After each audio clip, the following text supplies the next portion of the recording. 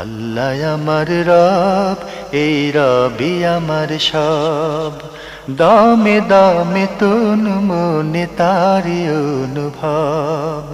তোমার দুনিয়াতে আমি যেদিকে তাকাই, অথই নিয়ামতে ডুবে আছি সবাই। পাক পাখালির গানে শুনি তসবি কলরব, তসবি কলরব। আল্লাহ আমার রব, এই রবি আমার সব। আসসালামু আলাইকুম। আলহামদুলিল্লাহ, আসসালাতু ওয়াসসালামু আলা রাসূলিল্লাহ। প্রিয় দর্শক, আপনারা যারা দেশে আছেন প্রবাসে, সবাইকে জানাই অনেক অনেক প্রীতি ও শুভেচ্ছা। শুরু হলো এনটিভি আয়োজিত এবং ভীষণ নিবেদিত অনুষ্ঠান আপনার জিজ্ঞাসা। আপনাদের সাথে আছি আমি জয়নুল আবেদিন আজাদ, আর আপনাদের মনে জায়গা প্রশ্নের জিজ্ঞাসার জবাব দিচ্ছেন বিশিষ্ট আলেম ডক্টর মোহাম্মদ সাইফুল্লাহ। আসসালামু আলাইকুম রহমতুল্লাহি বারাকাতুহু। প্রিয় দর্শক, চলুন তাহলে জিজ্ঞাসার জগতে। শুরুতে একটি ইমেল পাঠিয়েছেন মোহাম্মদ তাজওয়ার, ঢাকা থেকে। লিখেছেন, 10তলা বিল্ডিংয়ের 10ম তলায় থাকা একজন মানুষ কি জমিনে থাকা মানুষের জন্য যখন সূর্যাস্ত হয় তখনই ইফতার করবে, নাকি কয়েক সেকেন্ড পরে করবে? সর্বোচ্চ কত উঁচুতে থাকলে জমিনের মানুষের তুলনায় একটু দেরিতে ইফতার করতে হবে? না, এটা কোনো নির্দিষ্ট বিষয় নেই। জমিনে সূর্যাস্ত হয়ে গেলে 10তলা, 20তলা, 30তলা পর্যন্ত তেমন কোনো পার্থক্য হয় না। পার্থক্য হয়ে থাকে যদি 100তলা হয়ে থাকে, 150তলা হয়ে থাকে, 70-80তলা হয়ে থাকে, তাহলে পার্থক্য হতে পারে। কারণ তিনি হয়তো সূর্য মানে সেখান থেকে সূর্য দেখতে পারেন। কিন্তু 10তলা, 20তলা এগুলো কোনো বিষয় না, তেমন কোনো পার্থক্য হয় না। এর মধ্যে তেমন কোনো পার্থক্য হয় না। সুতরাং জমিনের সূর্যাস্ত এর উপর নির্ভর করে তিনি ইফতার করতে পারবেন। আমরা জানলাম বিষয়টি সম্পর্কে। প্রিয় দর্শক আরও লিখেছেন, কে কি করলে মহান আল্লাহর কাছে কৃতজ্ঞ ও শকর গুজার বান্দা হওয়া যাবে? কি করলে মহান আল্লাহর কাছে কৃতজ্ঞ ও শকর গুজার বান্দা হওয়া যাবে? আল্লাহ তাআলার কাছে শুকর গুজার বান্দা হওয়ার জন্য শর্ত হচ্ছে দুটি। এক নম্বর হচ্ছে আল্লাহ তাআলার ফরজকৃত ইবাদত যেগুলো আছে সেগুলো করবে। 2 নম্বর হচ্ছে আল্লাহ তাআলার নফল যেই ইবাদতগুলো আছে সেগুলো নিয়মিত করবে। এই দুইটা কাজ যদি কেউ করে, তিনি শুকর গুজার বান্দা, আর কিছুর প্রয়োজন নেই। তিনি দেখবেন যে তখন আর তার আল্লাহ তাআলার শুকরিয়া আদায় করতে তার কোথাও কোনো বাধা নেই। কিন্তু আল্লাহ তাআলার ফরজ বাদ দিয়ে, নফল বাদ দিয়ে শুধুমাত্র আলহামদুলিল্লাহ যদি 100,000 পড়েন, শুকর গুজার বান্দার হতে পারবেন না। জি, ফরজ ইবাদতগুলি আসল অবশ্যই করতে হবে। জি। শেষে লিখেছেন, আল্লাহর সৃষ্টি নিয়ে চিন্তাভাবনা করাও একটি ইবাদত। এই চিন্তাভাবনার ধরন কেমন হওয়া উচিত? আল্লাহর সৃষ্টি নিয়ে চিন্তা ভাবনা করা এটি ইবাদত। এ বক্তব্য কোথাও সহিহ সনদে আসেনি। মানে আল্লাহ তাআলা সৃষ্টি নিয়ে চিন্তা ভাবনা করা, এটা তখনই ইবাদত হবে যখন কোনো ব্যক্তি সেখান থেকে আল্লাহ রাব্বুল আলামিনের মানে মহত্ব, বড়ত্ব, শ্রেষ্ঠত্ব, কুদরত, ক্ষমতা, তার যে নিদর্শন এগুলোকে উপলব্ধি করবে। উপলব্ধি চিন্তা ভাবনা করলে ইবাদত হয়ে যাবে না, এটা গলত। কারণ এই বক্তব্য কোথাও আসেনি। কারণ বক্তব্য দেওয়ার আগে আমাদের খেয়াল রাখতে হবে যে আমি যে ইবাদত সাব্যস্ত করতেছি এটা মুজাররাদ তাফাক্কুর, শুধুমাত্র ফি খালকিল্লাহ, আল্লাহ তাআলার খালকের মধ্যে শুধু চিন্তা করা। আম গাছে আম ধরে কেন, কাঁঠাল গাছে কাঁঠাল ধরে কেন, তারপরে আম গাছে তাল ধরে না কেন, এই যে আল্লাহ আমাদের রিজিক দিচ্ছেন, এগুলো আল্লাহ মহত্ব বড়ত্ব উপলব্ধি করলে ইবাদত হবে। এগুলো নিয়ে চিন্তা করলে তিনি ইবাদত করে ফেলছেন না, এটা ইবাদত নয়। ইবাদত তখনই হবে যেটা মানে এই তাফাক্কুরটা যখন তার একটা সামারা, একটা রেজাল্ট, একটা ফল দেবে। যে ফলটুকু হবে এই যে তিনি এর মাধ্যমে উপলব্ধি করতে পারবেন আল্লাহ তাআলা বড়ত্ব, শ্রেষ্ঠত্ব, যে তিনি মহান, তিনি যে কত বিশাল। সুবহানাল্লাহ, এটা কাঁঠাল গাছ, এটার মধ্যে কিভাবে কাঁঠাল ধরে আছে, আমাদের রিজিক দিলেন আল্লাহ। হ্যাঁ, রিজিক। তখন এই উপলব্ধিটা তার ইবাদত হবে। কিন্তু শুধু চিন্তা ভাবনা এটা ইবাদত নয়। জি। আমরা খুবই গুরুত্বপূর্ণ বিষয়ে অবগত হলাম প্রিয় দর্শক।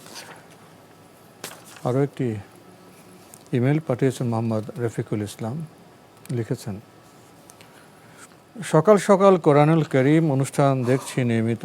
চমৎকার কোরআন তেলাওয়াত আর বড় বড় শায়েখদের তাফসীর শুনে মনটা শীতল হয়ে যাচ্ছে। আমরা এমন সকালই চাচ্ছিলাম। অনুরোধ করব সময়টা আরও বাড়াতে, তাহলে আরও বিশদ ব্যাখ্যা জানতে পারব। আমি ইউটিউবে টিভি ইসলামিক শো থেকে অনুষ্ঠান সাবস্ক্রাইব করে নিয়েছি। আমার বন্ধুদেরও সাবস্ক্রাইব করতে বলি। আপনাদের উদ্যোগ চমৎকার, সুন্দর। আপনি আমাদের এনটিভির কোরআনুল করিম অনুষ্ঠান সকালে দেখছেন, আপনার মন শীতল হচ্ছে, অন্যকেও আপনি আহ্বান জানাচ্ছেন, এটা একটা ভালো উদ্যোগ। তো আপনি সময় বাড়াতে বলেছেন। ভাই, সময় যদি আরও 1 ঘন্টা বাড়ায় তাহলে কি কোরআনের তাফসীর সম্পূর্ণ সেভাবে করা যাবে? অনেক সময় আমরা বলি না যে ইঙ্গিতে তো অনেক কিছু জানা যায়, আমরা তো কম সময় না, এই সময়টায় আমাদের সম্মানিত শায়েখরা সেখানে কোরআনের তাফসীর করেন এবং এর আগে আপনারা চমৎকার তেলাওয়াত শুনে থাকেন। আমার তো মনে হয় উপলব্ধির জন্য এটাই যথেষ্ট, যদি আমরা সেভাবে আমল করতে পারি। আর আপনি সময় বাড়াবার কথা বলেছেন, এখানেও তো একটা ব্যবস্থাপনার বিষয় আছে, তো এ বিষয়ে কিছু বলবেন?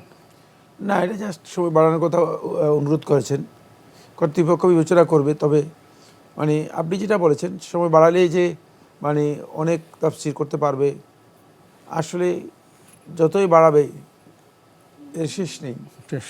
সুতরাং মানে এটা বাড়লে ভালো, কিন্তু বাড়তে পারবে কিনা কর্তৃপক্ষ এটা বিবেচনা করবে। যে এখন যতক্ষণ সময় বলা হচ্ছে এটা তো আলহামদুলিল্লাহ কম নয়। এইটা শুকরিয়া আদায় করা দরকার, এটা আল্লাহর শুকরিয়া আদায় করা দরকার। আলহামদুলিল্লাহ।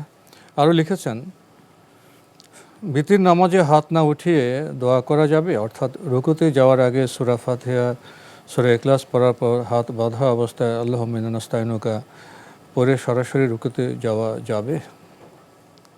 হ্যাঁ, যদি হাত না উঠান তাহলে আপনি যদি দোয়া কুনুত পালন করতে পারেন, কিন্তু হাত উঠানোটাই হচ্ছে উত্তম। হাত না উঠানোর মধ্যে আপনি কেন মানে আপনি আল্লাহ তাআলার কাছে দোয়া করবেন, হাত না উঠানোর কারণটা কি? কোনো কারণ নেই, বরং হাত উঠানোটাই হচ্ছে এখানে উত্তম। এটাই সুন্নাহ সম্মত আমল। তাই হাত উঠিয়ে দোয়া করবেন, এটাই উত্তম। আমরা জানলাম বিষয়টি সম্পর্কে। প্রিয় দর্শক, সবশেষে লিখেছেন, কবরে যে ফুল ফোটে সে ফুল কি ছেঁড়া ও ঘ্রাণ নেওয়া যাবে? অনেকে বলেন এই ফুল পাতা কিছুই ছেঁড়া যাবে না, এতে মৃতের আত্মা কষ্ট পায়। এ বক্তব্য কি সঠিক? না, এই বক্তব্য সঠিক নয়, এটা কুসংস্কার। মৃতের সাথে কবরের উপর গাছের কোনো সম্পর্ক নেই। এমনকি মানে মৃত ব্যক্তির সাথে এই কবরের কোনো সম্পর্ক নেই। কবরটা তাকে এখানে দাফন করা হয়েছে এতটুকু শুধু, কারণ তার হায়াতটা হায়াতে পারে জাকিতে মানে আছে। সুতরাং মানে এটা মানে এই কারণে মৃতের হাত পায়ে কষ্ট পাবে, এই বক্তব্য যিনি দিয়েছেন তিনি ভুল বক্তব্য দিয়েছেন, কুসংস্কার। এখান থেকে ফুল নিতে পারবেন, ফুলে গ্রাণ নিতে পারবেন। যদি কোনো ফল, আম অথবা কাঁঠাল ধরে, সেটা আম কাঁঠাল এখান থেকে নিয়ে আপনি খেতেও পারবেন, বিতরণ করতে পারবেন। আমরা জানলাম বিষয়টি সম্পর্কে। প্রিয় দর্শক, আরও একটি ইমেল পাঠিয়েছেন ফাহিম রাফসান, ঢাকা থেকে লিখেছেন, মুসলিম শাসন ব্যবস্থা কায়েমের নামে যদি আমরা কোনো অমুসলিমকে কোনো এক নির্দিষ্ট এলাকার শাসনভার দেওয়া হয় কেন্দ্রীয় মুসলিম শাসকের তত্ত্বাবধানে, তাহলে কি এটা জায়েজ হবে? না, এটা ইসলাম অনুমোদন দেয় না। ইসলাম অনুমোদন দেয় না মুসলিমদের উপর অমুসলিমদের কোনো ধরনের কর্তৃত্ব। সে কর্তৃত্বটা বেলায়েতে সোগরা হোক অথবা বেলায়েতে কোবরা হোক, কোনোটাই জায়েজ নেই। বেলায়েতে সোগরা হচ্ছে রাষ্ট্রীয় সর্বোচ্চ পর্যায়ের যে পোস্টগুলো আছে সেগুলো, আর বেলায়েতে সোগরা হচ্ছে মানে রাষ্ট্রীয় পোস্ট, কিন্তু সুনির্দিষ্ট পরিসরে। সেটা আঞ্চলিক পরিসরে হতে পারে, অথবা ডিস্ট্রিক্ট পর্যায়ে হতে পারে, অথবা থানা উপজেলা পর্যায়ে হতে পারে, এমনকি ইউনিয়ন পর্যায়েও এটি বৈধ নয়, হারাম, জায়েজ নেই। আমরা জানলাম বিষয়টি সম্পর্কে। শেষে লিখেছেন, আপনাদের প্রোগ্রাম থেকে জানতে পারলাম অমুসলিমের নামে গীবত হয় না একটি শর্তে, যে যদি তা ওই ব্যক্তিকে লাঞ্ছিত বা অপমানিত করার উদ্দেশ্যে না হয়, কিন্তু কেউ যদি আমাদের এই কথাকে কাজে লাগিয়ে ওই ব্যক্তির মানহানি করতে চায়, তাহলে কি তার দায় আমাদের উপর বর্তাবে? যদি এই বক্তব্য আমরা দিই নেই, আমাদের বক্তব্য বুঝেন নাই আপনি, আমাদের বক্তব্য আপনি বুঝেন নাই, এই বক্তব্য আমরা দিই নেই। আমরা বলেছি যে অমুসলিমের গীবত করা যাবে, মানে গীবত হয় না, কিন্তু অমুসলিমকে লাঞ্ছিত করার উদ্দেশ্যে কোনো কথা বলা হারাম, জায়েজ নেই। লাঞ্ছিত করার ইন্টেনশন নিয়ে যদি করে তাহলে অবশ্যই হারাম হবে।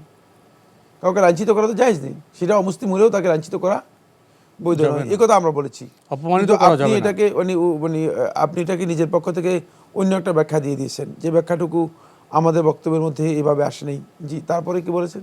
উনি উনি কিন্তু আমাদের এরপর বক্তব্যটা বলে কন্ট্রাডিক্ট, সঠিক নয়। আপনি এখন যেটা বললেন, এই কথা উনি প্রথমে বললেন যে ব্যক্তি লাঞ্ছিত বা অপমানিত করার উদ্দেশ্য করা যাবে না, কিন্তু কেউ যদি আমাদের মানে আপনাদের এই কথাকে কাজে লাগিয়ে ওই ব্যক্তি মানহানি করতে চায়, এটা তো বলে দিলেন যে এটা করা যাবে না। তো এটা কি মানে একই কথারে আপনি কি বললেন? এটা পরে কথাটা আরও মানে অস্পষ্ট করে দিয়েছে। এই জন্য প্রশ্ন করার আগে আপনি একটু 2-3 বার পড়ে নেবেন। যারা প্রশ্ন করবেন মেহরবানি করে প্রশ্ন তো 2-3 বার পড়ে নেবেন, যাতে করে আমি যেটা লিখছি এটা কি লিখলাম এটা ক্লিয়ার। তাহলে আপনি অমুসলিমকেও লাঞ্ছিত বা আমরা তো এটা ক্লিয়ার করে দিলাম, যাবে না। লাঞ্ছিত করার উদ্দেশ্যে তাকে কোনো কিছু করা যাবে, জায়েজ নেই। অমুসলিম ব্যক্তিরও সম্মানহানি করা ইসলামে বৈধ নয়। একটি চিঠি পাঠানো হয়েছে আয়েশা মার্কেট, নূরপুর, ঢাকা থেকে। লিখেছেন, মৃত্যুর কষ্ট শুনেছি, অবশ্যই হবে। প্রশ্ন হলো, কি করলে হালকা হবে মৃত্যুর কষ্ট? ধন্যবাদ। এ ভাই প্রশ্ন করেছি, মৃত্যুর কষ্ট হবে এটা আমরা শুনেছি। এটা কোরআন এবং হাদিস দ্বারা প্রমাণিত। ওয়াজাআত সাকরাতুল মাউত বিল হক যালিকা মা কুনতা মিনহু তাহিদ। আল্লাহ সুবহানাহু ওয়া তাআলা কোরআনে কারীমের মধ্যে স্পষ্ট করে বলেছেন যে অবশ্যই সাকরাতুল মাউত, মৃত্যুর যেই কষ্ট আছে সেই কষ্ট আসবেই। মানুষ যতই চেষ্টা করুক এই মৃত্যুর কষ্ট থেকে নিজেকে বাঁচানোর জন্য, এখান থেকে সরে যাওয়ার জন্য, অথবা মানে রক্ষা পাওয়ার জন্য, রক্ষা পেতে পাবে না, মৃত্যুর কষ্ট আছেই।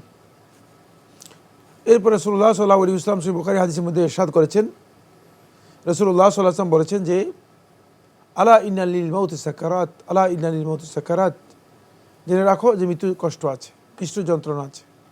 সুতরাং মৃত্যুর যন্ত্রণা এটা মানুষের হবেই। এই মৃত্যুর যন্ত্রণা থেকে বাঁচার জন্য মানুষ যে কাজগুলো করবে সেটা হচ্ছে এই, মানুষ নিজের ঈমানকে শক্তিশালী করবে, ঈমানের উপর অবিচল থাকবে। ঈমানের উপর যে ব্যক্তি মৃত্যু হবে তার মৃত্যুটা হালকা হবে, তার মৃত্যুটা হালকা হবে, মানে সাকারাতটা হালকা হবে। 2 নম্বর হচ্ছে হুসনুল খাতেমা,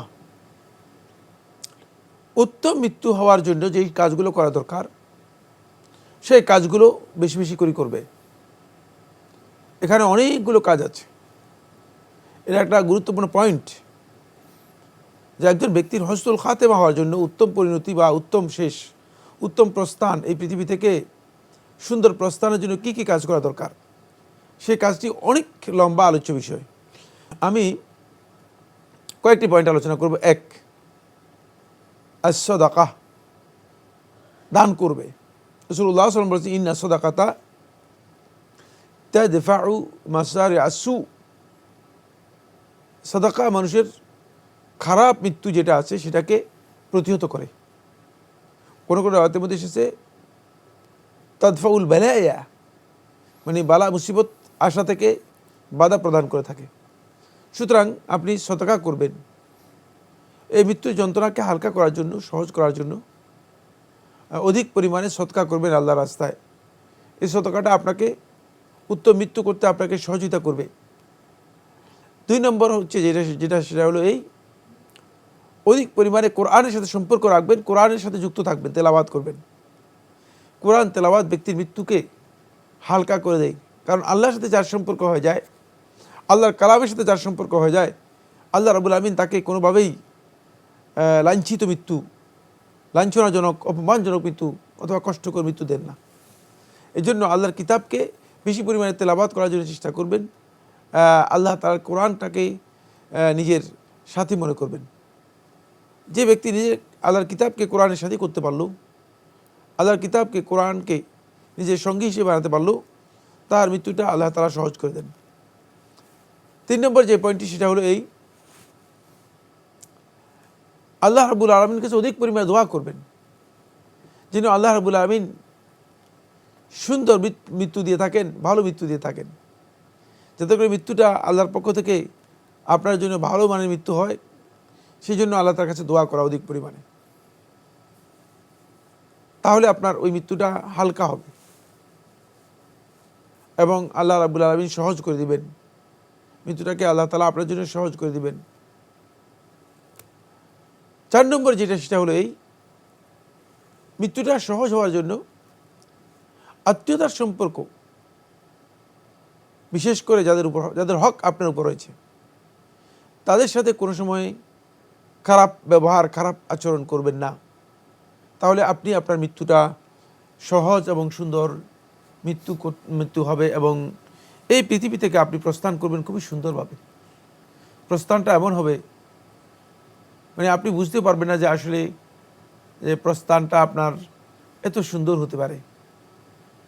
আমরা তো দেখি অনেক মানুষ ঘুমিয়েছে, এরপর আর উঠে নাই, সুন্দর প্রস্থান, ঘুমিয়ে চলে গেল।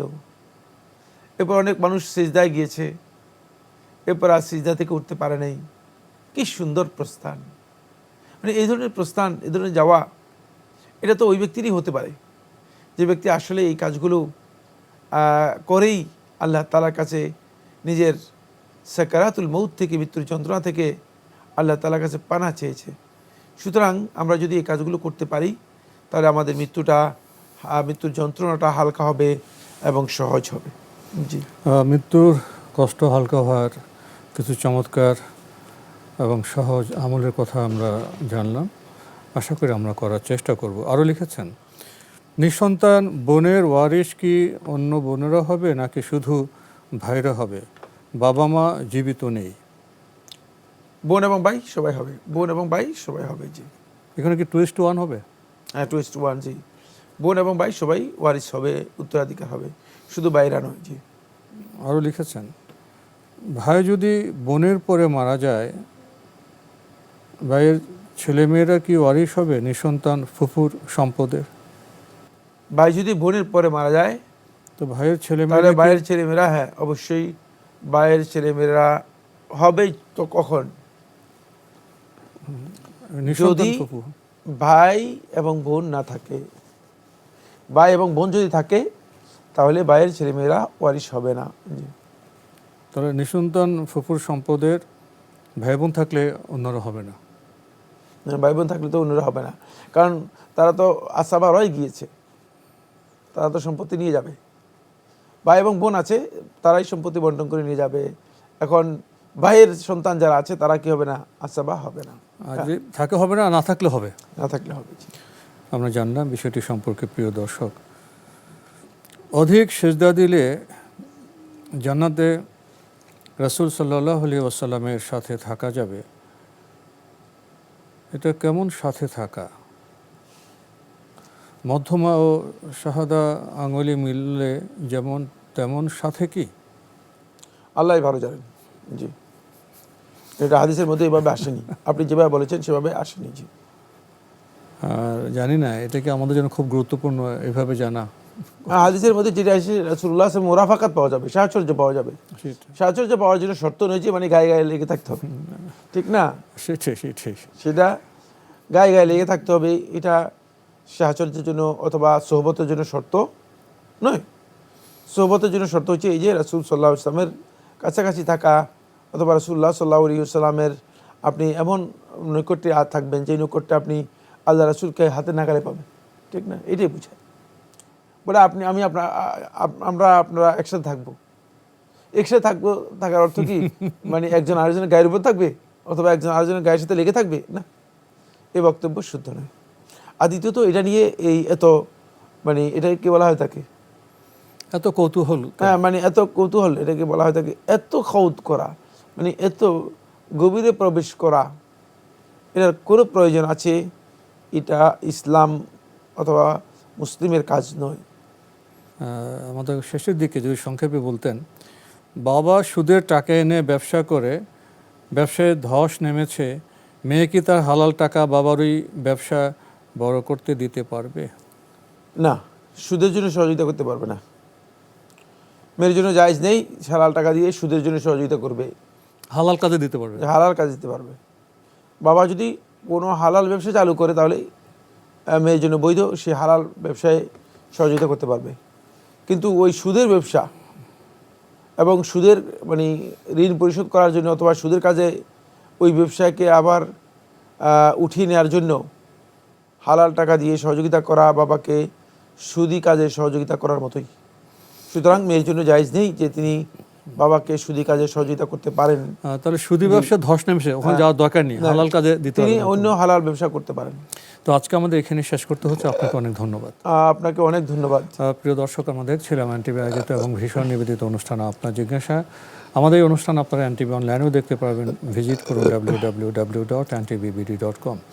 এছাড়া ইউটিউব এবং আমাদের ভেরিফাইড ফেসবুক পেজে অনুষ্ঠান দেখতে পারবেন। সবশেষে আমরা জানলাম মেয়ে বাবার হারাম কাজে সহযোগিতা করবেন না, হালাল কাজে সহযোগিতা করতে পারবেন।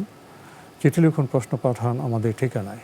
পরিচালক আপনার জিজ্ঞাসা, এনটিভি, বিএসসিসি ভবন, 7ম তলা, 102 কাজী নজরুল ইসলাম অ্যাভিনিউ, কারওয়ান বাজার, ঢাকা 1215। ইমেল অ্যাড্রেস আপনার জিজ্ঞাসা @ntvbd.com। মহান আল্লাহ আমাদের সবাইকে নিরাপদে রাখুন, রাখুন শান্তিতে। আসসালামু আলাইকুম। আল্লাহ আমার রব, এই রবি আমার সব, দামে দামে তুন মনে তারি অনুভব। তোমার দুনিয়াতে আমি যেদিকে তাকাই, অথই নিয়ামতে ডুবে আছি সবাই। পাক পাখালির গানে শুনি তসবি কালো রব, তসবি কালো রব। আল্লাহ আমার রব, এই রবি আমার সব।